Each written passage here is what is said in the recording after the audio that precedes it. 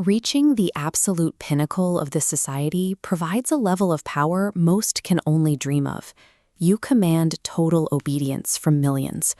But sitting on this particular throne is a guaranteed death sentence.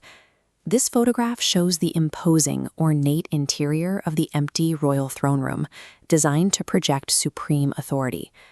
But for King Yi Hyun, the ruler of the Joseon dynasty, this hall represents total isolation. Constant, inescapable assassination attempts have fractured his mind and driven him into a state of violent paranoia. Inside the palace, the simple act of living is a tactical challenge. He forces servants to taste every drop of broth, and he cannot sleep without a drawn sword across his lap. A morning cup of tea or a shadowed corner of a hallway could hide a lethal poison or a hidden blade. The king realizes he doesn't need a larger army to survive. He needs a human decoy. He needs someone expendable to occupy the throne and take the lethal blow meant for him.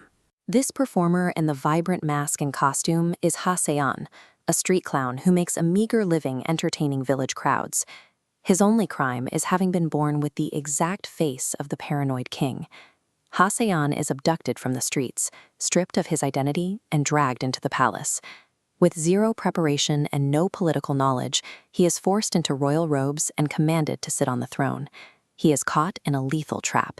As this visual illustrates, the walls are closing in. If he makes one mistake and exposes the ruse, the court will execute him for treason. If he plays the part perfectly, the assassins lurking in the shadows will kill him instead. His survival was never part of the plan. He is a pawn in a zero-sum game, placed on the throne solely to serve as collateral damage.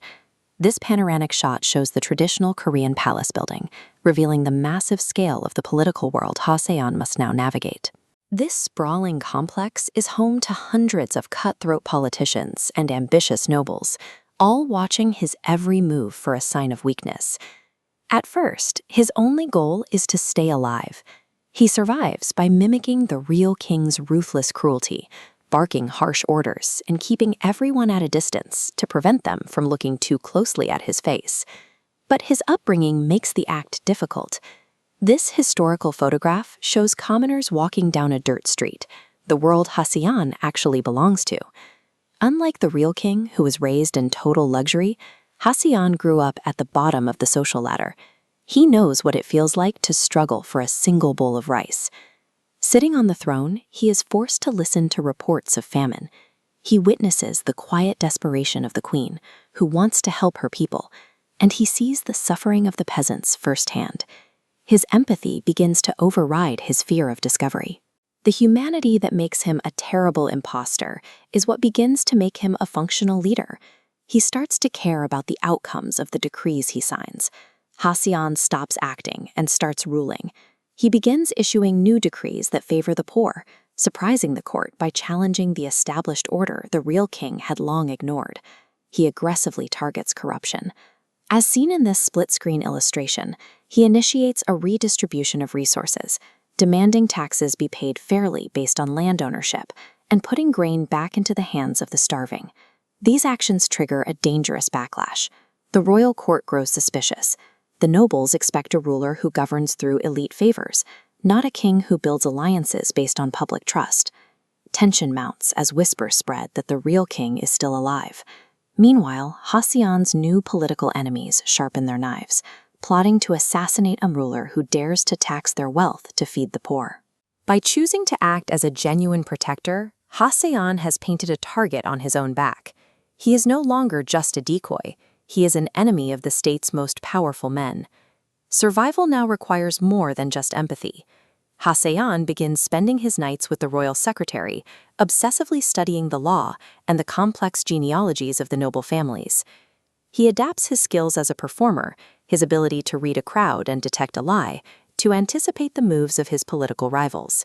He realizes that the street clown who dreamed of a simple life must be set aside. He stops imitating the old king's madness and begins projecting a new kind of authority, one built on the knowledge he has painstakingly acquired. The decoy claims the throne through action. He uses the court's own legal procedures to strip corrupt ministers of their power, proving that he has mastered the very system that was meant to crush him. Look at the physical weight of the crown in this sequence. This gold represents the lives of an entire nation. For Hasean, the crown is a choice to carry that weight every day, regardless of the personal cost.